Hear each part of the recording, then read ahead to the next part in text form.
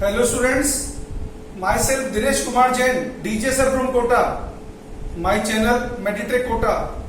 आज मैं आपको क्या है कि फिजिक्स का इंट्रोडक्टरी चैप्टर पढ़ाने जा रहा हूं जिसका नाम है यूनिट्स एंड मेजरमेंट। ये चैप्टर बड़ा ही इंपॉर्टेंट चैप्टर है क्योंकि बिना इस चैप्टर की स्टडी किए अपन क्या है कि फिजिक्स को अंडरस्टैंड ही नहीं कर सकते हैं। तो देखिए इस चैप्टर में हमें क्या पढ़ना है, यूनिट्स की जरूरत क्यों पड़ी, मेजरमेंट सिस्टम क्यों इंट्रोड्यूस किया गया। सबसे पहली और सबसे इंपॉर्टेंट बात तो ये कि मेजरमेंट सिस्टम की जरूरत हमें क्यों पड़ी।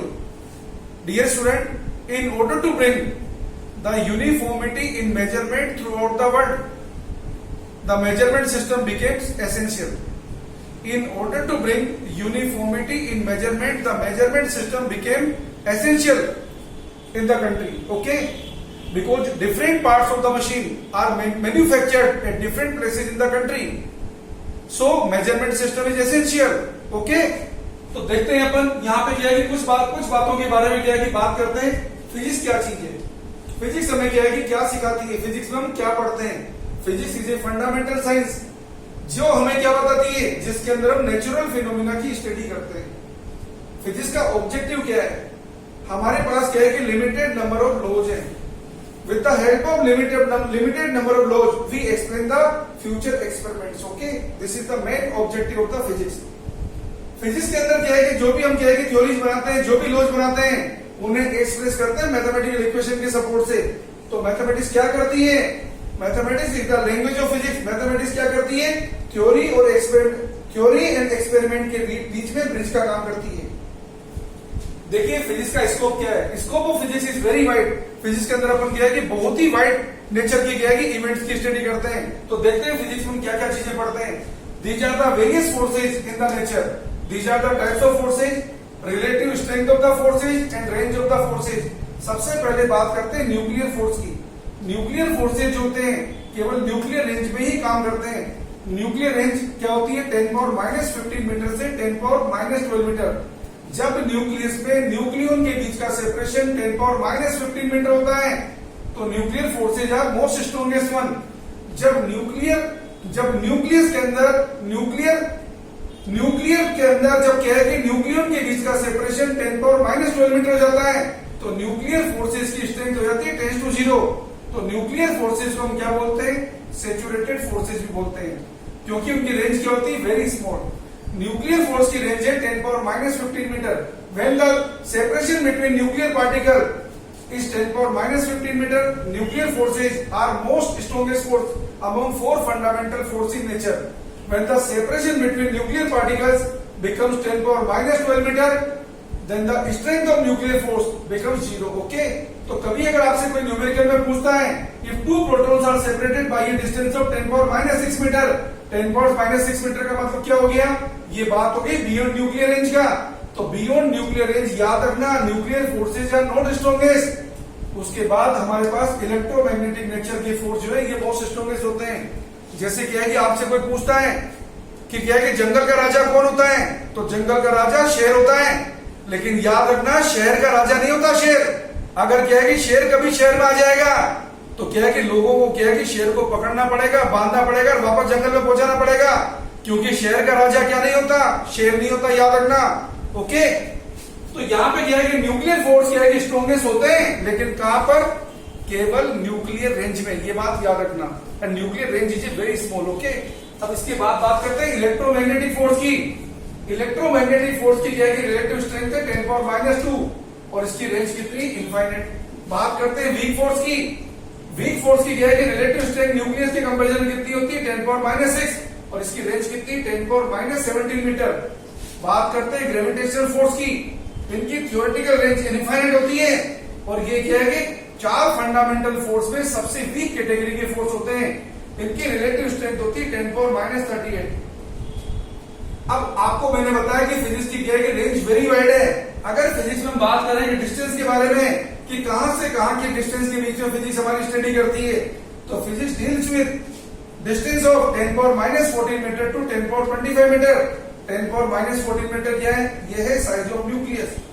10⁻25 मीटर क्या है, ये है साइज ऑफ यूनिवर्स। अगर अपन मास के बारे में बात करें तो क्या है कि हमारी क्या है कि फिजिक्स स्टडी कहां से कहां तक डील करती है, 10⁻30 kg जो है मास ऑफ इलेक्ट्रॉन। और 10 पावर 55 केजी ये है मास ऑफ यूनिवर्स। टाइम के बारे में बात करें तो ये डील करती है 10 पावर -22 सेकंड से 10 पावर 18 सेकंड के बारे में। ओके, अब आपको बात बताते हैं फिजिकल क्वांटिटीज के बारे में। फिजिकल क्वांटिटीज होती क्या है? देखो, नाम ही इसकी डेफिनेशन है, वो क्वांटिटी जो क्या है कि फिजिक्स में काम आती है। और फिजिक्स का मतलब क्या है? स्टडी ऑफ नेचर, जो नेचुरल लॉज को क्या है कि गवर्न करती है, उनको अपन बोलते हैं फिजिकल क्वांटिटी। लेकिन फिजिकल क्वांटिटी के अंदर क्या है कि एक इंपॉर्टेंट बात है कि दीज शुड बी मेजरेबल। जैसे मैंने आपको बोला कि intelligence and beauty these are not physical quantity, क्योंकि इंटेलिजेंस एंड ब्यूटी को हम क्या नहीं कर सकते? मेजर नहीं कर सकते। ओके, किसी के चेहरे को देख के क्या है कि कोई कितना खुश है, हम उसका मेजरमेंट थोड़ी कर सकते हैं। तो जब हम किसी क्वांटिटी का मेजरमेंट कर ही नहीं सकते तो वो क्वांटिटी किस में नहीं आएगी? फिजिकल क्वांटिटी में नहीं आएगी। ओके, फिजिकल क्वांटिटी हमारे पास क्या है कि दो टाइप की है, एक है फंडामेंटल, एक है डिराइव्ड। देखो, नाम से ही पता चल रहा है फंडामेंटल क्वांटिटी क्या होंगी? Those physical quantities are said to be fundamental quantities which are independent to other quantities, okay, and which cannot be further resolved, okay, which cannot be derived with the help of other physical quantities. उनको अपन बोलते हैं fundamental quantities. हमने यहाँ पे क्या है कि हमारे साइंटिस्ट ने क्या है कि मास, लेंथ एंड टाइम को मैकेनिक्स में फंडामेंटल क्वांटिटीज के क्या है कि सेट में हमको डाला हुआ है। बाद में क्या है कि in order to explain the complete physical phenomenon, four more physical quantities were included in the set of fundamental quantities, जिनका नाम क्या है? जिनका नाम है temperature, luminous intensity, okay, amount of substance and electric current। तो हमारे पास क्या है कि एसआई सिस्टम है जिसको 1960 में इंट्रोड्यूस किया था। SI system there are 7 physical quantities. SI system में क्या है? There are 7 physical quantities which are described as a fundamental quantity. कौन कौन सी? मास, लेंथ एंड टाइम, ये तो 3 मैकेनिक्स की आ गई, ठीक है। इसके अलावा 4 कौन सी बताई मैंने आपको? अमाउंट ऑफ सब्सटेंस, टेम्परेचर, ये दोनों थर्मोडायनेमिक्स के अंदर डील करेगी। इलेक्ट्रिक करंट, ये आपको इलेक्ट्रिसिटी में डील करेगी। लुमिनस इंटेंसिटी, ये फोटोमेट्री में काम आएगी, ठीक है। तो these are 7 fundamental quantities describe in SI system. Okay, there are 3 more system of units, MK system, CGS system, APS system, ये सब इंटरनेशनल सिस्टम है। एमके सिस्टम के अंदर क्या है कि मास को किस में मेजर करते हैं? किलोग्राम में। लेंथ को किस में मेजर करते हैं? मीटर में। टाइम को किस में मेजर करते हैं? सेकंड में। बात करते हैं सीजीएस सिस्टम की, तो सीजीएस सिस्टम में मास को किस में मेजर करते हैं? ग्राम में। लेंथ को किस में मेजर करते हैं? सेंटीमीटर में। टाइम को किस में मेजर करते हैं? सेकंड में।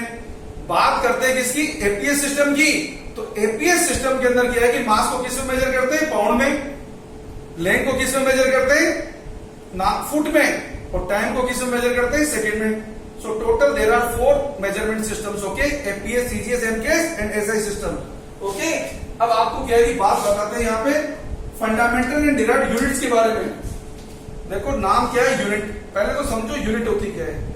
यूनिट एक इंटरनेशनल एक्सेप्टेड रेफरेंस स्टैंडर्ड है जिससे कंपेयर करके कोई फिजिकल क्वांटिटी का अपन क्या है कि मेजरमेंट करेंगे। सपोज आपने लिखा 5 मीटर, आपको क्या है कि कपड़ा लाना है 5 मीटर। 5 मीटर का मतलब क्या हुआ कि क्या है कि 5 यहाँ पे क्या है कि मैग्नीट्यूड है और मीटर क्या है? लेंथ की यूनिट है। तो कोई भी क्या है कि फिजिकल क्वांटिटी को क्या है कि अगर आपको एक्सप्रेस करना है तो you need to have 2 things, one is magnitude, another one is unit. Okay, तो यूनिट क्या चीज है? यूनिट उस फिजिकल क्वांटिटी का इंटरनेशनल एक्सेप्टेड स्टैंडर्ड है जिससे कंपेयर करके हम फिजिकल क्वांटिटी को एक्सप्रेस करते हैं। ओके, याद रखना, यूनिट किसी फिजिकल क्वांटिटी की क्या हो सकती है? एक फिजिकल क्वांटिटी की कई सारी यूनिट हो सकती है। एक फिजिकल क्वांटिटी की कई सारी यूनिट हो सकती है, लेकिन एक फिजिकल क्वांटिटी की एक ही डायमेंशनल फॉर्मूला होगा। और डायमेंशन क्या होती है? जब हम फिजिकल क्वांटिटी को क्या है कि फंडामेंटल यूनिट्स या बेस यूनिट्स की फॉर्म में एक्सप्रेस करते हैं, तो बेस यूनिट के ऊपर जो पावर चढ़ाई जाती है उन पावर्स का नाम क्या होता है? डायमेंशन। तो what is dimension? The dimension of a physical quantity are the powers raised over base unit और fundamental units to express the given physical quantity in term of base units. Okay, अब बात करते हैं derived unit की और derived quantity की। Derived quantity किसको बोलेंगे? डिराइव्ड फिजिकल क्वांटिटी उन फिजिकल क्वांटिटी को बोलेंगे जिनको अपन क्या है कि 2 या 3 फंडामेंटल क्वांटिटी के क्या है कि सेट से हम डिराइव करते हैं। For example velocity. What is velocity? Displacement upon time. Displacement को क्या लिख सकते हैं? Length upon time. तो इसका डायमेंशनल फॉर्मूला क्या बन जाएगा, L T पावर -1। क्या होता है डायमेंशनल फॉर्मूला, वो फॉर्मूला जो कि फिजिकल क्वांटिटी को डायमेंशन की फॉर्म में एक्सप्रेस करता है उसको बोलते हैं dimensional formula. Okay, so dimension of velocity in mass is 0, dimension of velocity in length is 1, dimension of velocity in time is -1। Okay, जैसे अपन फोर्स को देखते हैं, force is also direct physical quantity, क्योंकि फोर्स क्या होता है, mass into acceleration, acceleration क्या होता है, वेलोसिटी अपॉन टाइम, वेलोसिटी क्या होता है, डिस्प्लेसमेंट अपॉन टाइम। तो फोर्स का डायमेंशनल फॉर्मूला क्या बन जाएगा, mL T पावर -2। तो dimension of force in mass is 1, dimension of force in length is 1, dimension of force in time is -2। okay, in that way you can write the dimensional formula। okay, अब बात करते हैं derived unit की।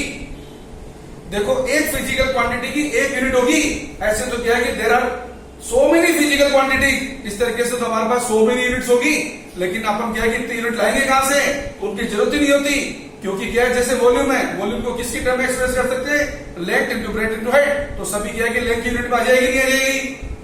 तो हम क्या है कि सर्टेन क्या है कि फंडामेंटल यूनिट्स की फॉर्म में क्या है कि सभी डिराइव्ड यूनिट्स को अपन एक्सप्रेस कर सकते हैं। ओके, क्लियर कट, क्लियर फंडा। आगे देखते हैं, आगे बात करते हैं। यहाँ पे क्या है कि यूनिट्स आपको बता दिया, रेफरेंस सिस्टम आपको बता दिया, एसआई सिस्टम 1960 में इंट्रोड्यूस किया। कोई भी फिजिकल क्वांटिटी को कैसे एक्सप्रेस करेंगे, it's number means magnitude into unit. ये आपको क्या बता रहा है, जैसे आपने लिखा 1 मीटर इक्वल टू 100 सेंटीमीटर, तो 1 यहाँ पे छोटा है 100 से, अगर 100 से छोटा है इसका मतलब क्या हुआ, इसका मतलब मीटर सेंटीमीटर से बड़ी यूनिट है। तो याद रखना, n इंटू यू का product her system of unit में कांस्टेंट रहेगा। अगर नंबर बड़ा होगा तो यूनिट छोटी होगी, अगर नंबर छोटा होगा तो यूनिट बड़ी होगी। Understood the concept. अगर नंबर बड़ा हुआ तो यूनिट छोटी होगी और नंबर छोटा होगा तो यूनिट बड़ी होगी। जैसे आपने लिखा 1 newton equal to 10 power 5 time, इसका मीनिंग क्या हुआ, 1 छोटा है 10 पावर 5 से, इसका meaning newton is a bigger unit in comparison to time. Newton is 10 power 5 times bigger unit than time. Okay, इस तरीके से आप क्या है कि किसी फिजिकल क्वांटिटी को कंपेयर कर सकते हैं। और डायमेंशन फॉर्मूला आप लिख ही सकते हैं। जैसे मैं आपसे पूछूं पावर का डायमेंशनल फॉर्मूला क्या होगा, तो पावर को क्या लिखेंगे आप, वर्क अपॉन टाइम। वर्क को क्या लिखेंगे, फोर्स इनटू डिस्प्लेसमेंट। तो फोर्स का डायमेंशनल फॉर्मूला क्या है, mLT -2। वर्क का डायमेंशनल फॉर्मूला क्या है, फोर्स इनटू डिस्प्लेसमेंट। तो आपको क्या बन जाएगा, mL2T -2। तो पावर का डायमेंशनल फॉर्मूला क्या बन जाएगा, mL2T -3। Is that okay. तो हम क्या बोलेंगे, dimension of power in mass is 1, dimension of power in length is 2, dimension of power in time is -3। तो डायमेंशन क्या हुआ, सीधी सीधी बात याद रखो, dimension of a physical quantity are the powers, जो किसके ऊपर चढ़ाते हैं, रेस्ड ओवर बेस यूनिट्स और फंडामेंटल यूनिट। किस काम के लिए, to express the given physical quantity in term of base units. Okay बच्चों, अगले टर्म में मैं आपको यूनिट्स एंड मेजरमेंट का एक इंपॉर्टेंट आर्टिकल लाऊंगा, जिसमें से क्या है कि नीट के अंदर क्वेश्चन आते रहते हैं, जेईई मेंस में भी क्वेश्चन आते हैं। उस आर्टिकल का नाम होगा सिग्निफिकेंट फिगर्स एंड एरर्स। बड़ा इंपॉर्टेंट आर्टिकल है। तो नेक्स्ट जैसे क्या की वीडियो आता है, कल आ जाएगा या हो सकता है आज ही आ जाए, जैसे ही वीडियो आता है आप रेडी रखिए, वेट करिए और इमीडिएट क्या है कि वीडियो पे जाइए, लाइक करिए मेरे वीडियो को, शेयर करिए। ओके, और अपने फ्रेंड्स को भी क्या है कि बताइए। ठीक है, मेरे वीडियो को क्या है कि लाइक करिए, वॉच करिए, सब्सक्राइब करिए। Okay, thank you all of you.